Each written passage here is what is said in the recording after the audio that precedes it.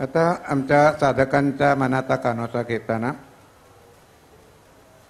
एक सर्वसाधारण म्हणजे त्याचा जो काही प्रतिवाद माझ्याकडून करायचा तो मी करतो, पण आज तुम्ही इथे आहात म्हणून तुमच्याकडून उत्तराची अपेक्षा आहे की सुरुवातीच्या काळामध्ये माफक फी आणि उत्तम शिक्षण हा ब्रह्मविद्येचा एक सगळीकडे प्रचार होताना किंवा सगळ्यांच्या मनोभूमी साधकांच्या बाबतीत असं होत होतं की फी माफक आहे, कमी नाही, माफक आणि कमी म्हणण्याएवढी कमी. म्हणजे इंग्रजीचा वर्ग सुरू केल्यानंतर लोक विचारायचे 500 रुपये एका सेशनचे आहेत का 22 आठवड्याचे आहेत. म्हणजे खरंच माफक होती.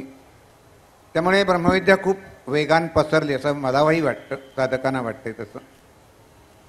आज ब्रह्मविद्या थोडीशी कमर्शियल व्हायला लागली आहे का, मनी माइंडेड व्हायला लागली आहे का, असा प्रश्न आहे.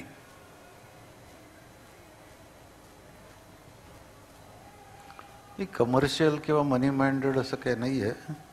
आत्तासुद्धा आपण वाजवी फीज घेतो आहोत.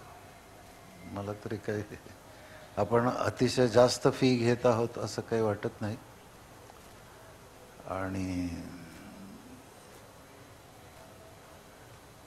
आपण जे शिकवतो आहात त्याच्याशी तुलना करता फी काहीच नाही आहे असं मला वाटतं. अमूल्य ज्ञान आपण देत आहोत.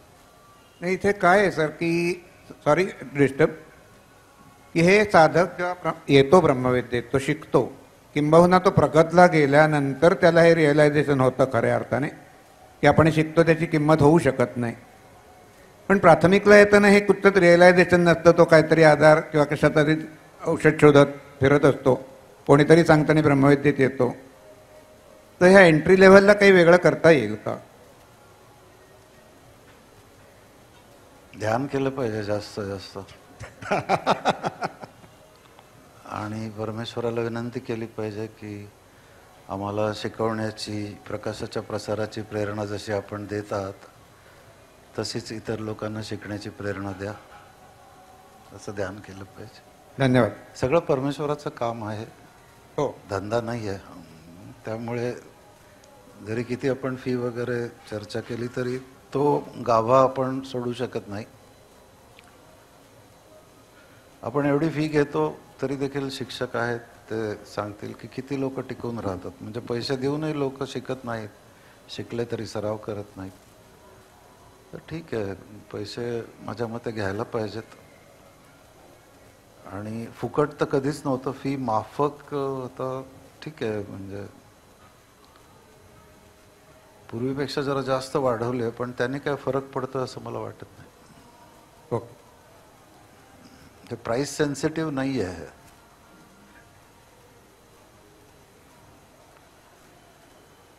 त्यानंतर आपलेच साधक म्हणजे आता बोरिवली विभागामध्ये आमच्याकडे साधकांचं किंवा कार्यकर्त्यांचं मोठं जाळं आहे निश्चितपणे. पण आजही म्हणजे जेव्हा आम्ही साधकांशी बोलतो, साधकांना सांगतो की म्हणजे आजही वर्ड ऑफ माउथ ह्या पब्लिसिटीचा सगळ्यात मोठा मार्ग आहे. पण आज समाव म्हणजे मी आता 2006 पासून शिकवतोय, म्हणजे 15-1 वर्ष शिकवतोय मी, 15 जास्तच. पण हा एक ट्रेंड थोडा बदलताना मला साधकांच्या मनोवृत्तीचा दिसतोय की साधक भरभरून साधक आणायचे, आज ते कुठेतरी कमी पडतात. म्हणजे माझे साधक आहेत समोर, सगळे मला जिवलग आहेत. हा प्रश्न तुम्हाला पण आहे की तुम्हाला असं का वाटतंय की ब्रह्मविद्या, कारण उत्तर हे येतं साधकांशी जेव्हा संवाद साधतो तेव्हा की सर आम्ही सांगायचा प्रयत्न करतो पण कोणी येत नाही, पहिल्याने येत होते आता येत नाही. आता उत्तर काय नक्की सर? काय माहित नाही, समाज बदलला असेल. तर एक नवीन जनरेशन आले ना, म्हणजे 30 वर्ष जवळजवळ झाले शिकवायला लागून. तर या 30 वर्षामध्ये पुढची जनरेशन आलेली आहे. मग आपल्या शिकवायची पद्धत काही बदलायला लागेल का? म्हणजे ऍप्लिकेशन बेस बघू. आता तरी काय असं सुचलेलं नाही आहे, पुढे काय सुचलं तर बघू. मंडळी पण अजूनही आपण बघितलं तर लोक सांगूनच येत आहेत. हो, पण जो फ्लो मोठा होता तो कुठेतरी आटल्यासारखा वाटतोय. म्हणजे is it because of Covid? मला नाही वाटत तसं. काय नाही, त्याच्या कोविडच्या आधीच कमी कमी व्हायला लागले होते विद्यार्थी. आता काय माहिती, म्हणजे आता एक 30 वर्षापूर्वी जी लहान मुलं होती ती आता शिकायला येत आहेत ना, तर त्या लहान मुलांची काय मानसिकता आहे माहीत नाही आता, किंवा ते जास्त कमर्शियल झाले असतील, या गोष्टींकडे लक्ष देत नसतील, वी डोंट नो. पण आपण प्रयत्न करायचे, वाट बघत राहायची. हां, आपण परमेश्वराची प्रार्थना करायची की आम्हाला तू शिकवायची प्रेरणा देतो आहेस, तर तू शिकायची प्रेरणा नक्की देशील छान लोकांना. हां, कारण परमेश्वर अव्यवस्थित काही करत नाही.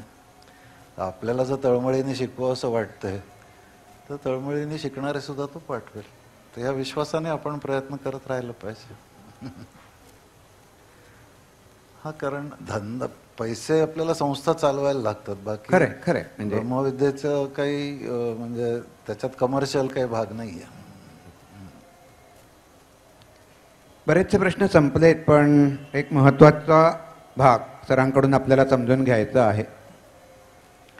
8:50 ऑलरेडी झालेले आहेत, त्यामुळे आता पुढचं सर ठरवतील की तुमचे प्रश्नही, म्हणजे जे म्हटलं होतं की ॲप्लिकेशन बेस्ड प्रश्न यावेत, तेही बऱ्यापैकी आलेले आहेत. पण हा प्रश्न टाळून मला पुढेही जाता येत नाही, तेव्हा मला हा एक प्रश्न विचारायची परवानगी द्याल का सगळ्यांनी? विचारा. कारण आपलं सगळ्यांचं मगाशीच बोलता बोलता हा विषय निघाला की 2010 मध्ये आमच्या शिक्षकांकडून पहिल्या आश्रमाचा विषय निघाला. गुरुपौर्णिमेच्या कार्यक्रमात सरांनी सर्वांना विचारलं, आणि त्यावेळेला हेही केलं होतं, म्हणजे हे कदाचित साधकांना बऱ्याच माहीत नाही आहे की त्यावेळेला सरांनी पहिल्यांदा विचारलं होतं की त्यावेळेचं बजेट लहान होतं, सगळंच लहान होतं, म्हणजे पैशाची किंमत लहान होती, की तुम्ही शिक्षक म्हणून याच्यासाठी किती कॉन्ट्रीब्यूट कराल ते मला पहिल्यांदा सांगा. आणि मला सांगायला सगळ्यांना आनंद वाटतो की त्यावेळी जे काही 30, 35, 40 शिक्षक होते, त्या सर्वांनी जी अमाऊंट सांगितली होती ती इट वॉज रिअली गुड, आणि त्यामुळे हा सगळा पुढचा प्रपंच मांडला गेला. अर्थात तुम्ही साधकांनी भरभरून देणग्या दिल्यात, हेही तेवढंच कौतुकास्पद आहे, तेही आम्ही मान्य करतो. आता अनेक अडचणींवर मात करत करत आपण आरोहण आश्रमाच्या पूर्ततेकडे आलेले आहोत. आणि जसं स्वप्न बघितलं होतं त्याच्यापेक्षा कितीतरी पटीने जास्त, म्हणजे मी आता आश्रमाकडे जातो, सरांचं काम बघतो, म्हणजे मी नाही म्हणतो हे करायला पाहिजे, त्याच्या पुढे सरांची मदत असते, सर आणखीन पुढचं बघत असतात, आणि त्यामुळे हा आश्रम हे अप्रतिम असं एक आनंदाचं, संतोषाचं प्रतीक निश्चितपणे निर्माण झालेलं आहे. तर त्या आश्रमाबद्दल, आजच्या लेव्हलबद्दल, आपण तिथे कधीपासून साधारणपणे शिबिरं सुरू करू याबद्दल तुमची जाणून घ्यायची खूप इच्छा आहे. फोटो बघितले का तुम्ही? तर तो हा शेवटचा प्रश्न मी सरांना विचारतो की सर आश्रमाबद्दल कृपया मार्गदर्शन करा.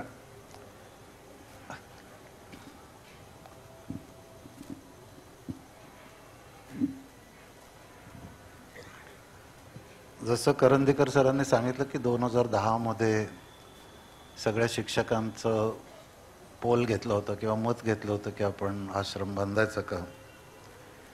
कारण ही निवासी शिबिरं जी आहेत ती आपण 2002 पासून सुरू केली होती, आणि वेगवेगळ्या ठिकाणी आपण निवासी शिबिरं घेत होतो प्राथमिकची. कारण नाही तर मुंबई आणि पुण्याबाहेरच्या लोकांना शिकायची काही सोय नव्हती. पोस्टल करायला काही लोक फार झटकन पुढे यायचे नाहीत, कारण पत्रद्वारा शिकण्यामध्ये काही फार असा म्हणजे आनंद नाही त्याच्यामध्ये. त्यामुळे हे 5 दिवसाचं शिबिर 2002 साली आपण सुरू केलं होतं, पहिलं शिबिर. आणि ती बरीच शिबिरं झाल्यावर मग असं वाटलं की आपला स्वतःचा आश्रम असावा का. आणि मग त्याच्यानंतर साधकांकडनं भरपूर देणग्या आल्या होत्या, आणि त्यामुळेच आता आश्रमाची वास्तू उभी राहते आहे. खरं पाहिलं तर आपण 19 मध्येच बांधायला सुरुवात केली होती, पण त्याच्यानंतर 3 वर्ष सगळं अडकलं होतं, आणि मग पुन्हा 22 साली आपण सुरुवात केली, आणि आता जवळजवळ काम संपत आलेलं आहे. तर आता पहिली बिल्डिंग ही जी मागे लावलेली आहे ती पहिली बिल्डिंग आपली तयार होते आहे, आणि ह्याच्यामध्ये 35 खोल्या आहेत साधकांना राहण्यासाठी ट्विन शेअरिंग बेसिसवर. तर एका वेळेला 70 साधक तिथे राहू शकतात, आणि 2 हॉल ह्याच बिल्डिंगमध्ये आहेत, म्हणजे एका वेळेला 2 शिबिरं 25-30 लोकांची आपण घेऊ शकतो. तर अशी सोय केलेली आहे. आणि दुसरी एक बिल्डिंग आहे की जे किचन आणि डायनिंग आहे. तर आता एवढं आपण बांधलेलं आहे, परंतु जागा आपण बरीच मोठी घेतलेली आहे. आणि प्लॅन आपला जो पास झाला आहे त्याच्यामध्ये 2 आणखी रेसिडेन्शियल बिल्डिंग एवढ्याच आपण बांधू शकतो. आणि एक ध्यान मंदिर किंवा मेडिटेशन हॉल बांधू शकतो. तर 3 बिल्डिंग पुढे जसं आश्रम चालेल त्याप्रमाणे पुढे आपण बांधू शकतो. तर आता शेवटच्या टप्प्यामध्ये रंग लावण्याचं काम वगैरे चालू आहे. तर आता मार्चपर्यंत सगळं होईल आणि मार्चपासून कदाचित आपल्याला आपली शिबिरं आश्रमामध्ये घेता येतील असा अंदाज आहे. कारण शेवटच्या टप्प्यामध्ये बऱ्याच गोष्टी संपवायच्या असतात. तुम्हाला सगळ्यांना घर रिनोव्हेट केलं असेल तेव्हा अनुभव असेल कसं होतं ते. तर हे आणखी प्रचंड आहे, पण तरी काम चालू आहे सगळ्या पातळ्यांवर. तर मार्चपर्यंत होईल असं वाटतं. आता जोपर्यंत होत नव्हता तोपर्यंत आता होतो की नाही हे होतं. आता झाल्यावरती हा चालला पाहिजे, ही आपली सगळ्यांची जबाबदारी आहे. तर मगाशी जसं तारे सरांनी सांगितलं, प्रत्येकाने निदान एकदा तरी गेलं पाहिजे. अजून म्हणजे आपली काय पॉलिसी असेल ते ठरवलेलं नाही की कुठल्या साधकाला तिथे जाऊन राहावंसं वाटलं 4 दिवस नुसतंच तर त्यांना राहता येईल का वगैरे, ते अजून काही ठरवलेलं नाही आहे. कारण ते साधनास्थळ असावं अशी इच्छा आहे. त्यामुळे ते म्हणजे पिकनिक स्पॉट किंवा रिसॉर्टसारखं ते होऊ नये. कारण बाजूलाच लोणावळा वगैरे सगळं आहे. त्यामुळे लोणावळ्यात राहायच्याऐवजी आश्रमात राहूनही लोणावळ्यात फिरू असं होऊ नये. तर त्याच्यासाठी काय पॉलिसी करायची वगैरे अजून काही ठरवलं नाही. त्यामुळे आत्ता तरी शिबिरांसाठी आपण ते वापरू. परंतु पुढे साधकांना पण त्याचा उपयोग करता आला पाहिजे की तुम्हाला वाटलं की जाऊन आपण एक 3-4 दिवस राहावं, आपला अभ्यास करावा, साधना करावी, की काही नाही केलं तरी नुसतं एक रिलॅक्सेशनसाठी. तर बघू, ते अजून झालं की सगळ्यांना आपण कळवू. परंतु अजून ती पॉलिसी काही ठरवलेली नाही आहे. परंतु एक साधनेचं स्थळ ते असावं अशी त्याच्या मागची भूमिका आहे. तर इथे आपण हा मुलाखतीचा कार्यक्रम थांबवूया. त्यानंतर कृतज्ञता आहे आणि सर आता प्रश्न घेणार आहेत का सर सांगतील, नाहीतर प्रार्थना होईल. नाही, उशीर बराच झाला. तो प्रश्न माझ्याकडे आहेत, बघू त्यांचं काय करायचं. कारण ज्यांनी प्रश्न विचारले त्यांना आकांक्षा असेल की सर उत्तर देतील. बघू, मला वाटलं तर मी उत्तरं रेकॉर्ड करून आपण सर्क्युलेट करू. हां, नक्कीच चांगलं होईल ते. आता त्याची उत्तरं द्यायला अर्धा पाऊण तास लागेल. तर लोक बरेच लांबून आलेले आहेत. तर प्रश्न सगळे वैयक्तिक अडचणींचे आहेत. मी त्याच्यामार्फत थोडंसं बघितलं मी चाळून. कारण साधनेचे प्रश्न होते आम्ही थोडे बाजूलाच ठेवले होते. हो. म्हणजे तेही प्रश्न त्याच्याबरोबर देतो. म्हणजे तुम्ही जर रेकॉर्ड करून पाठवणार असलात. हा, ठीक आहे, द्या तुम्ही. मी बसून रेकॉर्ड करून पाठवेन. हो, मग ते आपण प्रगतच्या ग्रुपवरती टाकू. चालेल. तर निवेदिकेला विनंती करतो की कृतज्ञता व्यक्त होऊ दे, नंतर सर प्रार्थना घेतील आणि आपण इथे थांबूया. सर खूप खूप धन्यवाद. मी पण धन्यवाद. थँक्यू.